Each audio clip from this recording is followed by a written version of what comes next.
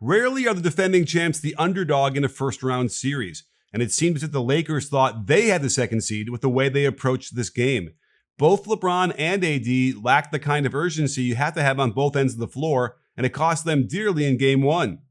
When Booker gets the ball in the corner and AD guarding him, the Lakers of course double the ball to stop the mismatch. This gets both Andre Drummond and LeBron closing to the same guy. This makes no sense. Drummond should never be closing out here with Ayton at the elbow, and LeBron does a terrible closeout that allows CP3 to get right to the free throw line. I think Drummond's closing to the corner now, but I don't know why, and this whole breakdown leads to the wide open Booker 3. So Drummond wants to help Schroeder out with a little shadow, and then ends up putting him in a position to force a switch onto LeBron's man. LeBron clearly acknowledges the switch, but allows his new man, DeAndre Ayton, to waltz right to the rim for the easy alley-oop. I mean, even getting down the floor faster than a slow walk seemed to be a challenge for Anthony Davis, as his teammates had to wait till he could slowly get into position to set a screen.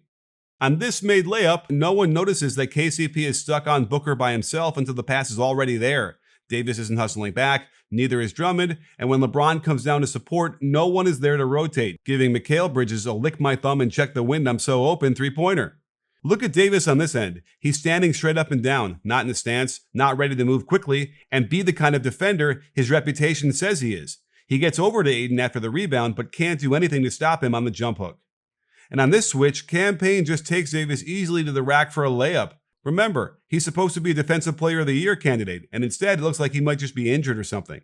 He wasn't much better offensively either, as he gets away with an offensive foul on the hook move. Then perhaps the basketball gods punish him as he shoots an air ball that might have gotten blocked on that lefty reverse from 3 feet away. To make matters worse, he absolutely does not sprint back to the defensive end, where his responsibility was Cam Johnson. He doesn't even get within 10 feet before the ball is in the hoop, extending the lead to 9. On this fast break, there doesn't appear to be any sense of urgency with Davis getting back. He's supposed to be the last line of defense, especially if it's Booker coming down fast, but he doesn't seem to recognize this until it's too late. He's also late recognizing the mismatch down low with Schroeder guarding Ayton, and doesn't get there to make an attempt at the rebound. Again, this isn't some meaningless regular season game where the Lakers are up 15 in the second quarter. It's a dogfight elimination series where the first game gives this tough Suns team more confidence and belief. I don't want to make it seem like AD didn't make any plays on defense. Good deflection on CP3, which helps save the fact that he helped one pass away and could have given up an open 3, and Davis just erases this shot. It was LeBron's turn on defense, as he was the lone player on the weak side of this pistol action as Ayton slips the ball screen to the hoop. LeBron points to a ghost, since it was his rotation and no one else's, but he's looking for anyone else to assign blame.